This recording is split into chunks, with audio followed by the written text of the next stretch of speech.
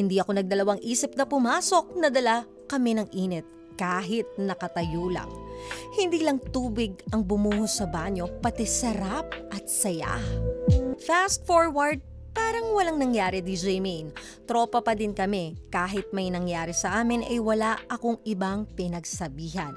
Gusto ko na sanang magtapat kay Charmy at ligawan siya. Okay lang kaya yun, DJ Main?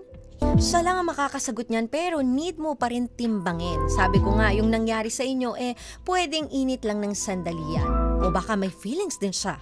May nararamdaman ka sa kanya pero hindi mo maamin. Pero hindi ko alam kung kailan mo ito naramdaman. Naramdaman mo ba ito after nang may nangyari sa inyo?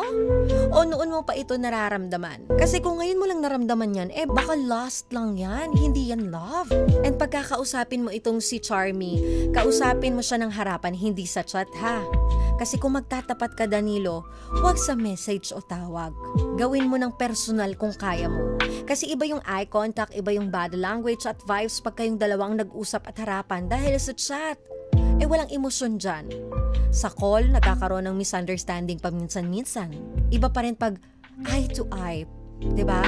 You can confess your feelings without expecting love in return. And that is called courage with grace.